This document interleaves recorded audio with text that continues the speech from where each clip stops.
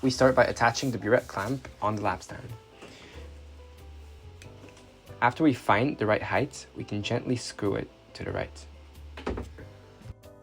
Next, we need to rinse the pipette which we will be operating with. So we prepared a beaker with distilled water and we slowly filled up the entire pipette and let it out.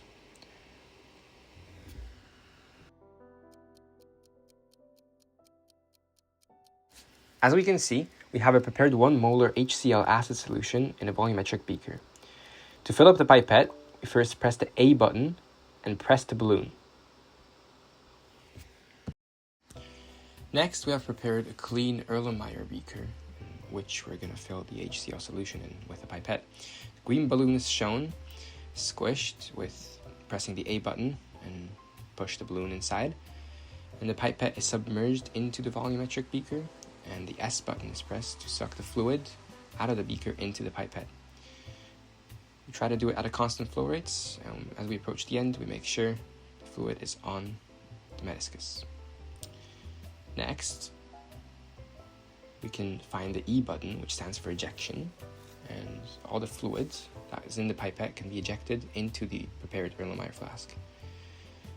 And thus we'll have 20 milliliters of acid, or HCl in our case, in the Erlenmeyer flask, which will be the titrand.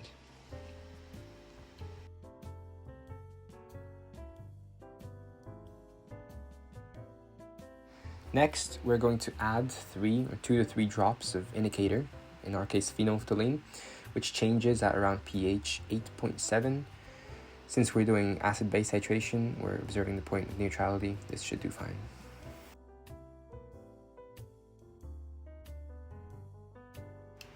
Next step is to rinse the burette. We can accomplish this by filling it up with distilled water first, and then the base that's going to be in the burette, by swirling the burette in circles while filling it up.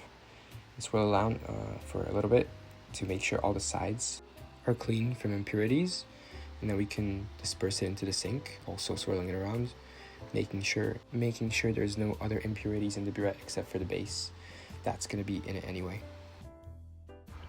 The next step is to fill up a clean beaker, since we're going to fill up the burette, with our pre-prepared NaOH in our volumetric flask. So we just grab an empty beaker and pour the NaOH, the base, into the fresh beaker.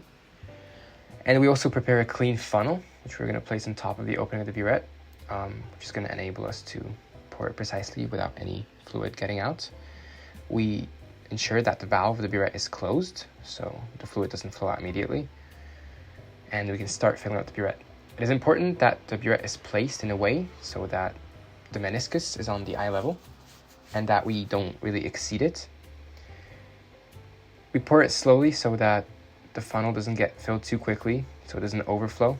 And once the burette is full, we can open the valve and let all of the fluid drip and flow back into an empty beaker to ensure the whole burette is rinsed from base NaOH.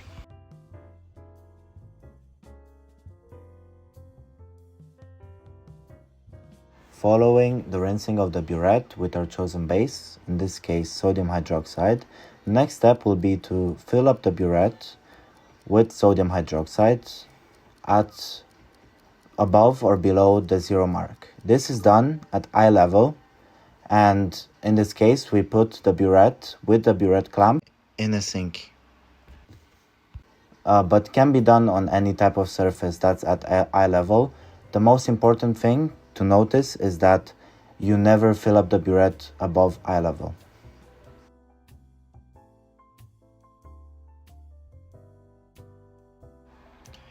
To perform the actual titration, we find a white tile or any blank piece of paper that we can place under the Erlenmeyer flask so we can see a more clear color change when it happens during the titration. Next, we check that the valve of the burette is closed and the top of the burette, the opening, is open to the world. Starting the titration, we first let in the base at a constant flow rate, and we keep swirling the Erlenmeyer flask while we're doing it, keeping our left hand on the valve and the right hand using to swirl the Erlenmeyer flask, and we observe the color change. Once we observe that the decoloration after every drop is becoming slower, we slow down the flow of stream with our left hand until we approach a slightly pink color.